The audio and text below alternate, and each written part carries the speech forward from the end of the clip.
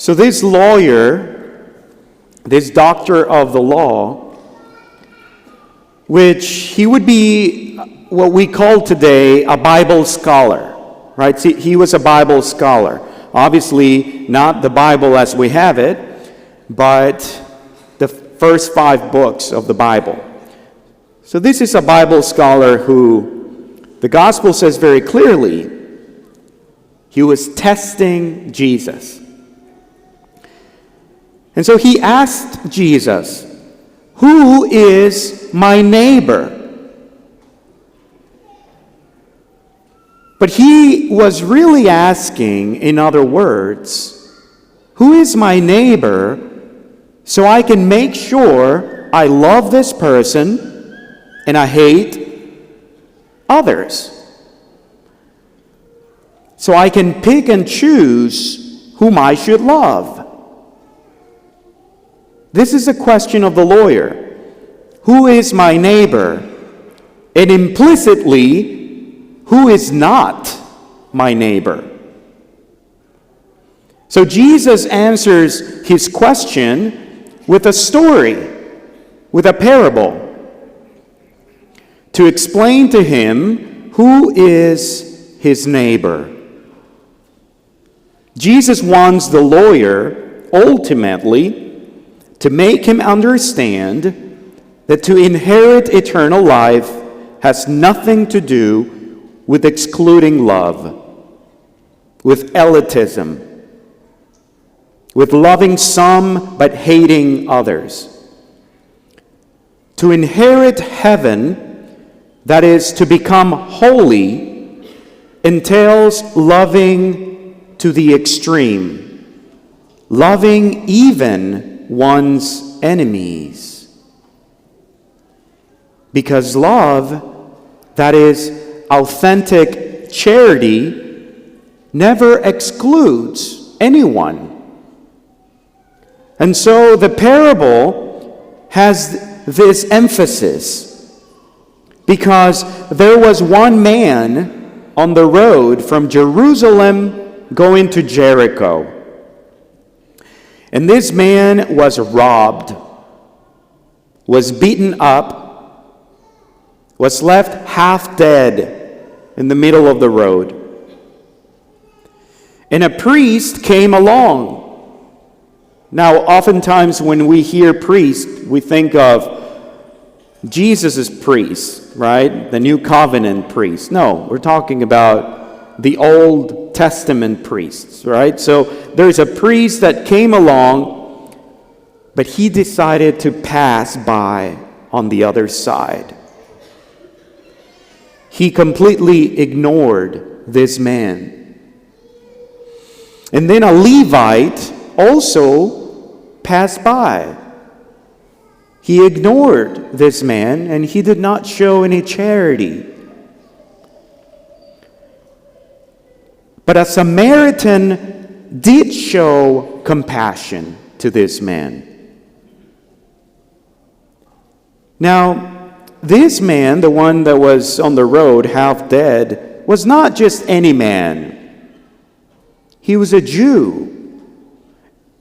And Samaritans and Jews were enemies.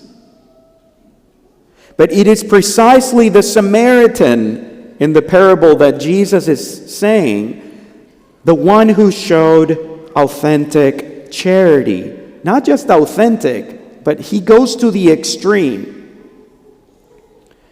So this parable is very much aligned to all the other teachings from Jesus in the other Gospels.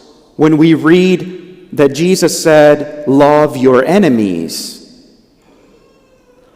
But with this parable, Jesus is answering to the question, "Who is my neighbor?"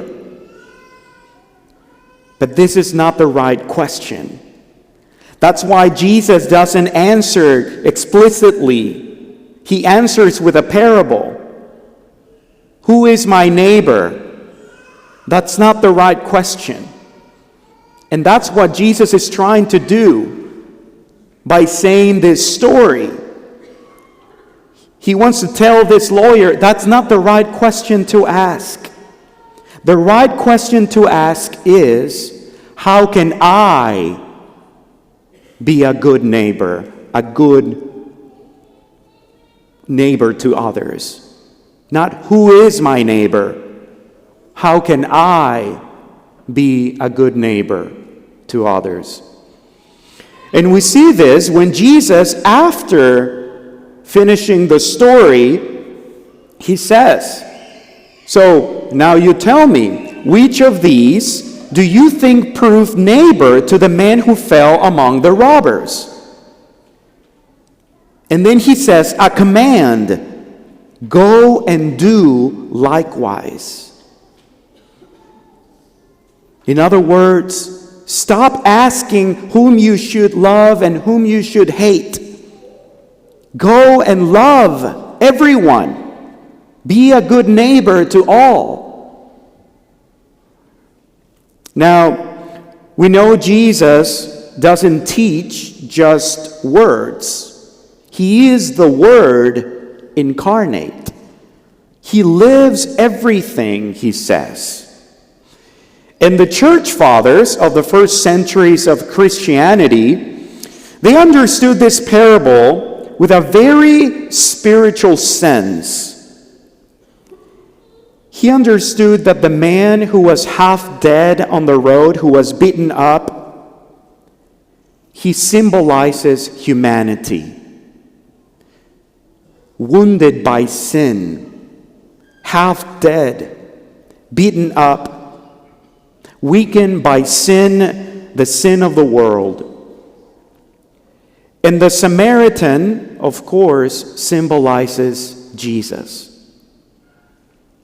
who heals the wounds of humanity, who even pays for the man to be saved in an inn. Remember the story? He even pays the inn owner and says, you know what? If you end up spending more money to heal this man, don't worry. When I come back, I will repay you.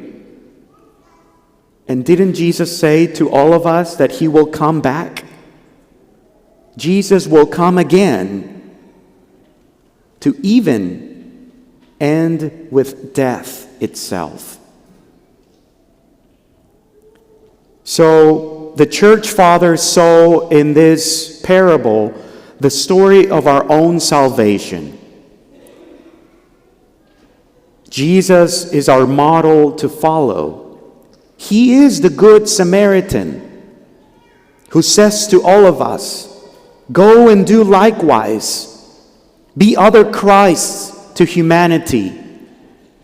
We must love in all truth. And this kind of love, my brothers and sisters, excludes no one.